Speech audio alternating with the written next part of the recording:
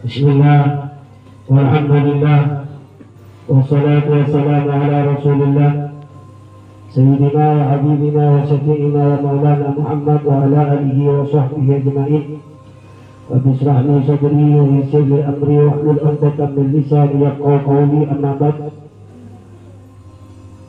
Rabbi shrah li sadri wa yassir li amri wa hlul 'uqdatam min lisani yafqahu qawli. Allahumma taqu fiddin wa alimut ta'wil. Bapak-bapak, ibu-ibu, jamaah, calon jamaah umrah, calon tamu-tamu Allah, tamu-tamu Rasulullah Sallallahu Alaihi Wasallam yang saya muliakan, saya hormati. Kita sangat bersyukur kepada Allah Subhanahu Wa Taala dikarenakan kenapa kita harus bersyukur.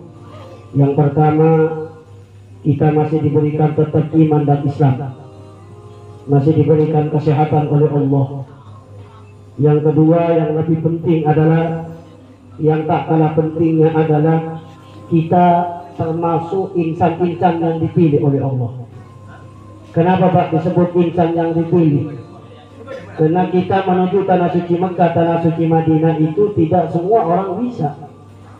Bukan karena kekayaannya, bukan karena banyaknya harta, bukan karena pangkatnya. Banyak orang kaya di luar sana tapi tidak bisa berangkat dengan kesibukannya. Banyak orang yang tinggi pangkatnya tapi tidak bisa melaksanakan umroh. Ini menunjukkan bahwa umroh itu bukan karena kita, tapi Allah yang menakdirkan kita untuk dipanggil menuju ke tanah sucinya Allah Subhanahu wa Ta'ala. Itu yang pertama.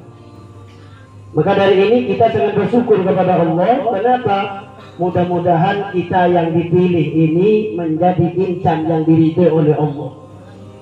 Kenapa Pak? Karena orang mau berangkat ke tanah suci Mekah, baik umroh ataupun itu haji, mulai berangkat dari rumah, mulai langkah pertama sampai pulang kembali lagi ke rumah, itu doanya mustajab Pak. Yang pertama. Yang kedua, langkah-langkahnya dihitung sebagai jihad. Setiap doanya diijabah oleh Allah. Makanya ketika kita nyampe tanah haram Mekah, kita disambut oleh para malaikat, disambut oleh seribuan para malaikat di sana. Apa?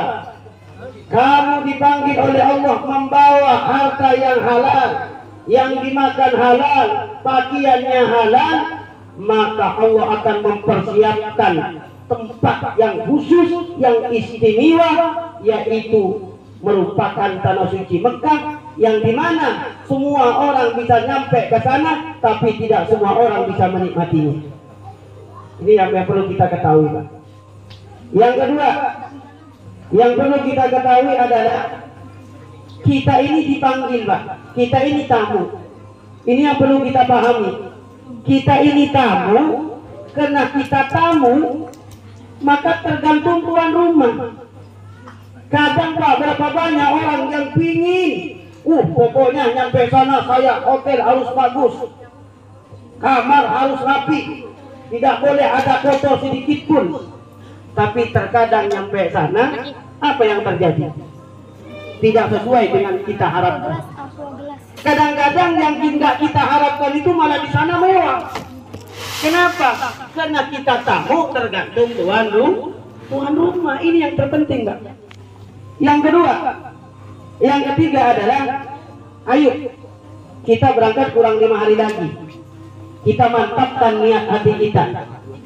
Tujuan kita umroh ini apa? Tujuan kita ibadah ini apa? Ini yang perlu kita tekankan. Yang pertama Pak, Allah uji. Ketika kita dipanggil oleh Allah, Allah uji kita. Yang pertama masalah kesabaran. Coba Pak, Bapak dari maghrib nunggu sampai sekarang, kita harus sabar. Berangkat dari rumah menuju ke sini macet, sabar. Besok berangkat menuju bandara, sabar. Ketika kita ngantri di imigrasi, sabar. Kenapa Pak? Tujuan kita sama, kemauannya beda-beda. Tujuannya sama, jutaan manusia tujuannya sama menuju tanah suci Mekah. tapi beda-beda niatnya. Ini yang perlu kita perhatikan. Makanya kenapa kami bahas, Pak, supaya mantap dulu, ditata dulu hati kita. Jangan sampai kita nyampe sana baru kita mau menata, nggak ada gunanya. Jadi sebelum kita berangkat menuju tanah suci Makkah ini, kita tata dulu niat kita. Kita tata dulu hidup kita tata dulu jati diri kita. Kita ini adalah seorang hamba yang akan dipanggil oleh Allah, tujuannya adalah untuk ibadah itu aja udah. Dengan memenuhi beberapa syarat. Paham Pak ya? Terus kesabaran yang terakhir, Pak, sebelum saya bahas lanjut masalah manasik ini, yang terakhir masalah hati, Pak. Karena ibadah haji ataupun ibadah umrah ini bukan cuma sekedar ibadah doa hati, tapi ibadah fisik, pikiran, hati dan lain sebagainya. Kita ibadahkan semua, mulai dari ujung rambut sampai ujung kaki. Kenapa kita ibadahkan semua? Bisnis kita tinggalkan, rumah yang mewah kita tinggalkan, harta yang banyak kita tinggalkan, mobil yang mewah kita tinggalkan semua. Kenapa? Karena lillah. Makanya di dalam Al-Quran disebut watimul hajj wal umrata karena Allah. Ini ujian juga, Pak. Jadi tujuannya di sana cuma ibadah, pulang hotel ibadah, udah itu aja kerjaan kita. Makanya karena hati kita ini yang diuji oleh Allah. Makanya kalau hati kita nggak sabar, bahaya nanti di Mekah. Dulu ada orang mengatakan yang dibalas di Mekah itu kalau kita berbuat salah, tidak. Yang dibalas itu, Pak, hati kalau kita seudon pada orang, rasa takabur pada orang, rasa lebih baik kepada orang daripada orang lain, ini yang bahaya. Saya sering, Pak, bawa jemaah. Oh, Pak Ustaz, saya udah berapa kali nyampe sini, saya nggak usah diantar, Pak Ustaz, saya udah bisa. Alhamdulillah, Pak, 2 hari nggak kembali ke hotel. Kenapa? Mungkin dia ada niat rasa sombong atau apa, mungkin dia merasa lebih pintar.